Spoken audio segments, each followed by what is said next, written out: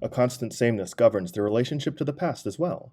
What is new about the phase of mass culture compared with the late liberal stage is the exclusion of the new. The machine rotates on the same spot. While determining consumption, it excludes the untried as a risk. The movie makers distrust any manuscript which is not reassuringly backed by a bestseller, yet for this very reason there is a never-ending talk of ideas, novelty, and surprise, of what is taken for granted but has never existed. Tempo and dynamics serve this trend. Nothing remains as of old. Everything has to run incessantly to keep moving, for only the universal triumph of the rhythm of mechanical production and reproduction promises that nothing changes and nothing unsuitable will appear. Any additions to the well-proven culture inventory are too much of a speculation. The ossified forms, such as the sketch, short story, problem film, or hit song, are the standardized average of late liberal taste, dictated with threats from above. The people at the top in the culture agencies, who work in harmony as only one manager can with another, whether he comes from the rag trade or from college, have long since reorganized and rationalized the objective spirit. One might think that an omnipresent authority had sifted the material and drawn up an official catalog of cultural commodities to provide a smooth supply of available mass-produced lines. The ideas are written in the cultural firmament where they are indeed where they had already been numbered by Plato, and were indeed numbers incapable of increase and immutable. Amusement and all the elements of the culture industry existed long before the latter came into existence. Now they are taken over from above and brought up to date. The culture industry can pride itself on having energetically executed the previously clumsy transposition of art into the sphere of consumption, on making this a principle, on divesting amusement of its obtrusive naivetes and improving the type of commodities.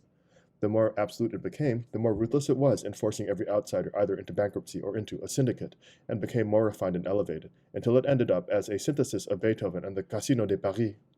It enjoys a double victory. The truth it extinguishes without it can reproduce at will as a lie within.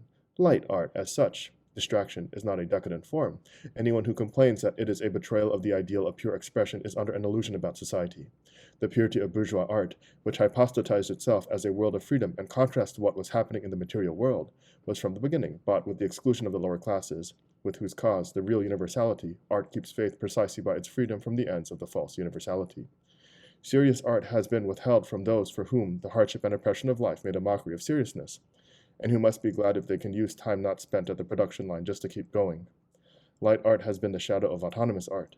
It is the social bad conscience of serious art. The truth which the latter necessarily lacked because of its social premises gives the other the semblance of legitimacy. The division itself is the truth. It does at least express the negativity of the culture which the different spheres constitute. Least of all, can the antithesis be reconciled by absorbing light into serious art, or vice versa? But that is what the culture industry attempts. The eccentricity of the circus, peep show, and brothel is as embarrassing to it as that of Schoenberg and Karl Kraus, and so the jazz musician Benny Goodman appears with the Budapest String Quartet, more pedantic rhythmically than any Philharmonic clarinetist, while the style of the Budapest players is as uniform and sugary as that of Guy Lombardo. But what is significant is not vulgarity, stupidity, and lack of polish. The culture industry did away with yesterday's rubbish by its own perfection, and by forbidding and domesticating the amateurish, although it constantly allows gross blunders without which the standard of the exalted style cannot be perceived. But what is new is that the irreconcilable elements of culture, art, and distraction are subordinated to one end and subsumed under one false formula, the totality of the culture industry. It consists of repetition, that its characteristic innovations are never anything more than improvements of mass reproduction is not external to the system. It is with good reason that the interest of innumerable consumers is directed to the technique, and not to the contents, which are stubbornly repeated, outworn, and by now half discredited. The social power which the spectators worship shows itself more effectively in the omnipresence of the stereotype imposed by technical skill than in the stale ideologies for which the ephemeral contents stand in. Nevertheless, the culture industry remains the entertainment business. Its influence over the consumers is established by entertainment. That will ultimately be broken, not by an outright decree, but by the hostility inherent in the principle of entertainment to what is greater than itself. Since all the trends of the culture industry are profoundly embedded in the public by the whole social process, they are encouraged by the survival of the market in this area. Demand has not yet been replaced by simple obedience. As is well known, the major reorganization of the film industry shortly before World War I, the material prerequisite of its expansion, was precisely its deliberate acceptance of the public needs as recorded at the box office, a procedure which was hardly thought necessary in the pioneering days of the screen. The same opinion is held today by the captains of the film industry, who take as their criterion the more or less phenomenal song hits, but never have recourse to the judgment of truth, the opposite criterion. Business is their ideology. It is quite correct that the power of the culture industry resides in its identification with a manufactured need, and not in simple contrast to it, even if this contrast were one of complete power and complete powerlessness. Amusement under late capitalism is a prolongation of work. It is sought after as an escape from the mechanized work process, and to recruit strength in order to be able to cope with it again.